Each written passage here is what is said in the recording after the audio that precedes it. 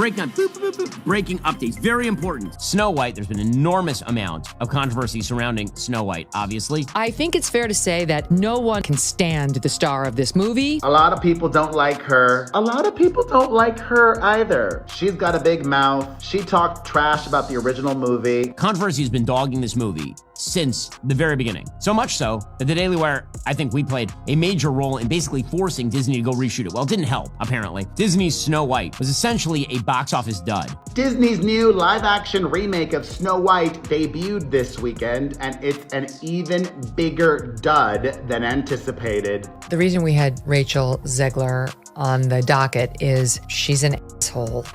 Disney is having its own problems. They're finally releasing the latest adaptation of Snow White, but they're scaling back the Hollywood premiere of the film. Kinsey, why is that? Because Rachel Zegler is a PR nightmare. And now you better have a good reason to get people to the theaters, and this ain't it. The movie apparently is not very good. I haven't seen it yet. I would be shocked if it were. Again, the star, Rachel Zegler, is unbelievably charmless in public. Studios really need to go back to what they originally did, which was tell your stars to shut up and not say things, because no one is paying to hear your star say offensive things off the screen. This is someone who is as entitled as, I don't need your business. You know what? Maybe Disney does. Maybe you're a tool, you're a pawn in this film. You didn't write it. You didn't direct it. You have nothing to do with the creation of Snow White. Right. You should shut up and do the job. Now, one thing about Rachel Zegler is that we know that she's not helping at all one bit. Every time she opens her mouth, it's crisis mode when it comes to Disney having to backtrack. She talks about how this isn't a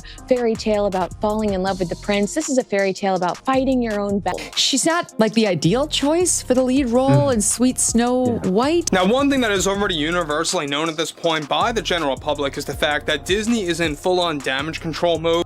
This is truly, she has to go. I'm sorry, Disney. She has to go. I know this point has been made, but this truly is the worst casting maybe in the history of the film industry. There are a lot of reasons you have to suspend disbelief when you watch a movie like Snow White. There's magic, and there's talking forests and animals that act in human ways and such. But probably the biggest aspect of disbelief you have to suspend is the idea that Gal Gadot, as the wicked witch here, as the evil stepmother, is somehow less good looking than Rachel Zegler. Come on, gang. We ain't blind. Neither of them make any sense for their roles. We've already covered how Rachel Zegler is a terrible choice for Snow White. Gal Gadot, who plays the queen, the first problem is that she's the evil queen. The evil queen is supposed to be envious of Snow White's beauty, and that is just not believable. I cannot buy that Gal Gadot is angry that she's not as beautiful as Rachel Zegler. I cannot buy that. I understand that we're supposed to pretend that disabilities no longer exist or something, but we're not all blind. We can still see. I don't know if that mirror was broken. Has there been a film with worse casting than this? And I don't just mean the Snow White actress. Obviously, she's terrible, but both of them. Oh, man. Hello, Disney. You're going to have to redo your film again because this woman is a pig and you fired Gina Carano for far less than this nonsense. There's a reason why the public has shifted. If you can't avoid this movie, you absolutely should because it's absolute trash. I know some people like this movie. Some people are stupid. Oops! Imagine this popular classic. A celebrity who appears unenthusiastic about the aforementioned masterpiece and a commentary when Ben Shapiro set his sights on Disney's new Snow White. We got exactly the three-a drama we expected from a titan who can smell a flop a mile away. Then they decided to cast Rachel Zegler, who is Hispanic, as Snow White. Now, again, you can cast people however you want to cast people. I really don't care. However, Snow White, in which the description of the character is skin as white as snow, lips red as the rose, right? I mean, there's an actual physical description of the part. Not my fault it's written that way. It ain't racist to write it that way. That's the description of the part. That's what it is. The name of the movie is Snow White, okay? And in particular on actress Rachel Zegler, who played the princess as though it were a tiresome task. If I'm going to stand there 18 hours in a dress of an iconic Disney princess, I deserve to be paid for every hour that it is streamed on. Singing in the Forest and Charming Dwarfs were White's initial claims to fame. This version appears to have done the exact opposite, causing confusion, costing a fortune, and maybe giving Disney executives more heart palpitations than the evil queen herself. Behind the scenes, you guys know as well as I do that those executives like Spielberg are looking at that saying, Rachel Zegler can F right off. Hold on tight as we explain how this fairy tale transformation evolved from something that might be awesome to a warning about what not to do when reviving an 80-year-old masterpiece. The complete tale, without any real dwarfs, is ready. Let's dive right in. The story starts when Disney decided it was time to bring back Snow White, the first full-length animated film from the 1930s. The original is a beloved classic and, by all accounts, a fairly risky movie to experiment with. But Disney, which is no stranger to revival, went ahead and cast Rachel Zegler in a musical hit. One of the reasons why Rachel Zegler sticks around is she's got a beautiful voice and she has some talent. So I think that certainly helps her because she is a PR nightmare. I don't know how anyone would hire her. The internet's eyebrows shot halfway to the moon when suspicion surfaced that the dwarfs weren't actually dwarfs anymore, after fans initially wondered how Disney would handle this classic without losing its innocent charm.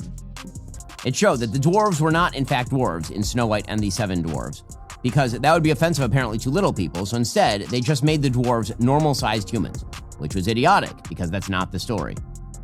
Then they decided they couldn't actually cast, little people in these roles, so they decided to cast big people and then shrink them down using CGI, so it looks terrible. However, perhaps it was just a creative twist, don't you think? Disney undoubtedly had a plan, but let's take a closer look. If you're the face of a well-known, charming, and idealistic character, perhaps you shouldn't bluntly tell people that you think the original is out of date. I was scared of the original cartoon. I think I watched it once and then I never picked it up again. Never revisited Snow White again. So I watched it for the first time in probably 16, 17 years. However, Zegler did just that in a number of interviews, clearly stating that she wasn't the main supporter of the 1937 classic plot and providing an excellent description of it. An artifact that is no longer worthy. Star treatment. I know that you've told me before that your version of Snow White is different and it's more of a 2022 version of Snow White. What did you mean by that? I mean, the original cartoon came out in 1937, and very evidently so. You ought to have seen some of the supporters' reactions after that. Jaws dropped and head scratched. How can your lead princess sell the fantasy to everyone else if she can't even bring back some nostalgia for the original movie? It would be like hiring someone to throw a birthday party and having guests complain about how useless birthdays are. Speaking of problems, let's not forget about the missing dwarfs. Because who needs Sneezy and Doc when you can have random CGI sidekicks whose backstories are as murky as a pond at midnight? The original Snow White story centers on the friendship between the princess and her 7 tiny, individually unique pals.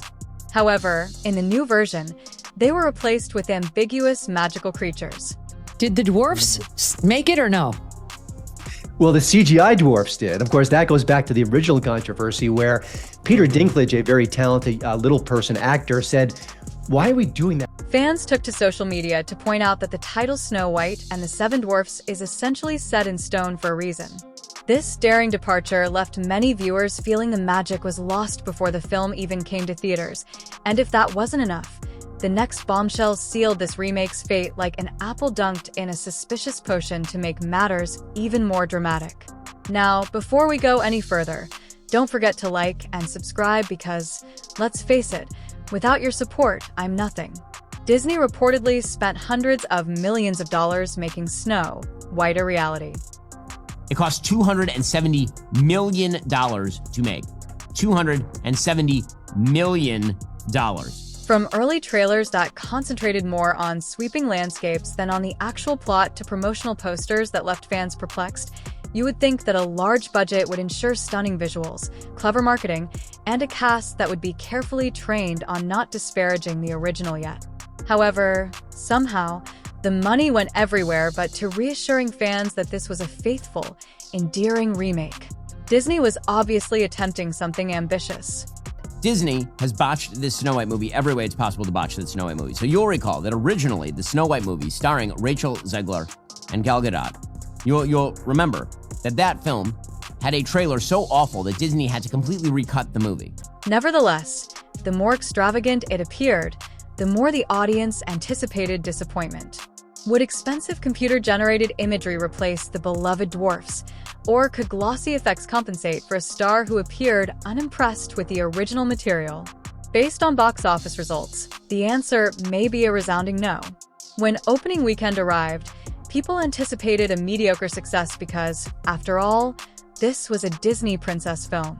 Even that low amount turned out to be overly optimistic, as early estimates hovered around $50 million, which is already disappointing for a movie with a projected $270 million production and marketing expenditure.